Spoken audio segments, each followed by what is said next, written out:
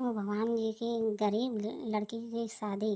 रामा भगवान विष्णु का भक्त था। वह एक लक्ष्मी नारायण जी के मंदिर में पुजारी था। भगवान विष्णु की भक्त वह घर जाना भी भूल जाता था। दिन रात भगवान की भक्ति में लगा रहने के कारण घर में उसकी माँ जानकी और बहन पूजा बहुत परेशान रहते थे।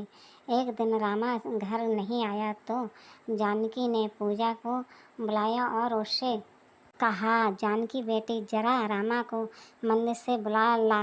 मैंने कब से खाना बना रखा है, लेकिन वह अपनी सुध बुध खोकर मंदिर में भजन गा रहा है होगा। पूजा माँ है तो रोज की बात है। एक काम करो, आप खाना बना कर दे दो, मैं मंदिर में खाना दे आती हूँ। जानकी, नहीं बेटी, अगर तूने उसे वहाँ खाना पहुँचा दिया तो वह घर कभी नहीं आएगा। कम से कम पेट की भूख उसे घर आने का मजबूर कर देती है। रामा, माँ, तुम हमेशा गुस्सा करती रहती हो। मैं इसी डर से घर आ जाता हूँ, नहीं तो मैं अपने स्वामी के चरणों में ही पड़ा रहता हूँ। जानकी, पहले तुम खाना खा ले, फिर मुझे तुझसे कुछ बात करनी है। रामा, क्या बात है माँ? पहले बताओ, आप इतनी परेशान क्यों हो?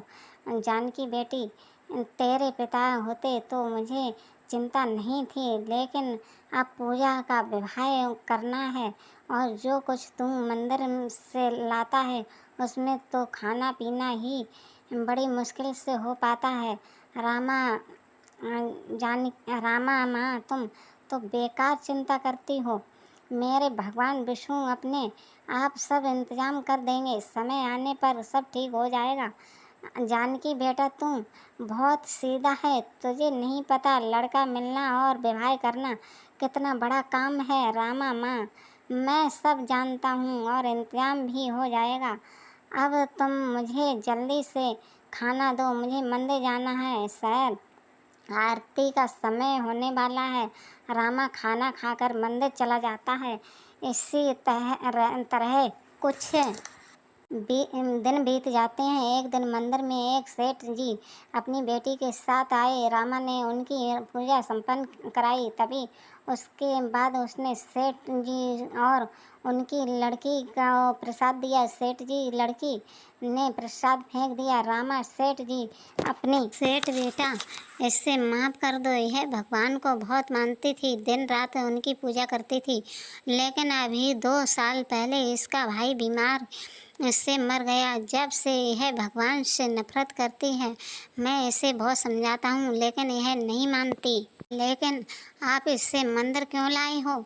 सेठ, मैंने सोचा भगवान इस पर कृपा करेंगे तो ये ठीक हो जाएगी। रामा, सेठ जी, आप इससे हर दिन मंदिर लाया कीजिए।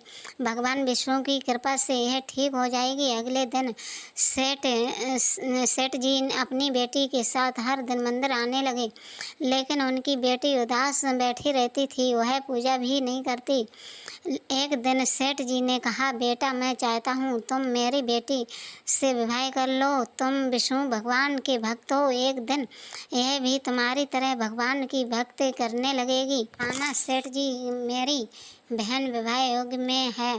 पहले उसका विवाह करूँगा, फिर अपने बारे में सोचूंगा। सेठ, उसकी तुम चिंता मत करो, मैं उसके विवाह के लिए तुम्हें पैसे दे दूंगा। एक साथ दोनों का विवाह हो जाएगा। रामा अपनी माँ से बात करता है, वह भी तैयार हो जाती है। एक अच्छा सा लड़का देखकर रामा अपनी बहन का विवाह पक्का कर देता है। सेठ जी से पैसे लेकर रामा विवाह की सारी तैयारी कर लेता है। विवाह के दिन सुबह सेठ जी रामा के घर आते हैं। सेठ जी, रामा अब वह विवाह नहीं हो सकता। रामा, सेठ जी, यह आप क्या कह रहे हैं? शाम को बारात आने वाली है।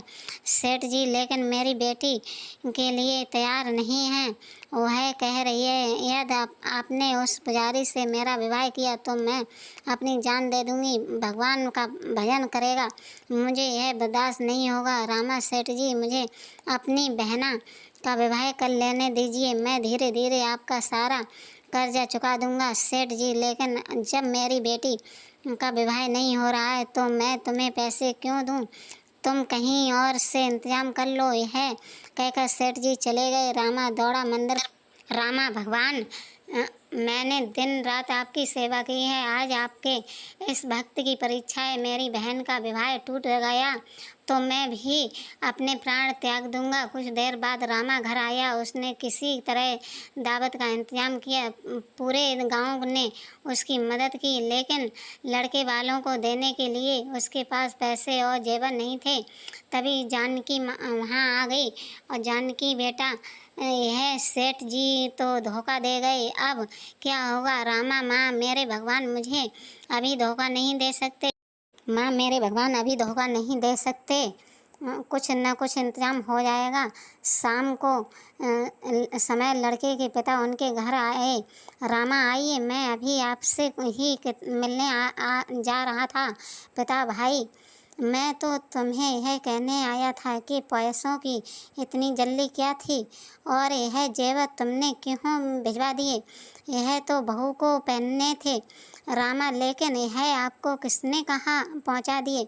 पिता, पता नहीं, एक सज्जन आए थे, उन्होंने कहा रामा ने यह सामान भेजा है और देकर चले गए। जब मैंने देखा तो इसमें रुपए और जेवर थे। मैं यह जेवर वापस लाया तब तक तुम अपनी बहन को पहना सको। यह सुनकर रामा रोने लगा।